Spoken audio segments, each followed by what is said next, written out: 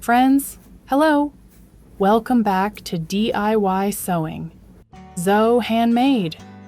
Today, we are sewing a super easy, practical, and cute fabric card holder for your cards and cash. This project is perfect for absolute beginners, and it's a fantastic way to use up your fabric scraps. Quick tip: if any step feels too fast for you, you can easily slow down this video. Just tap the settings icon, the little gear on your screen, click Playback Speed, and choose 0.75x or 0.5x to watch every detail comfortably at your own pace. All fabric sizes, measurements, and links to my favorite sewing tools are right below in the video description. Let's get started.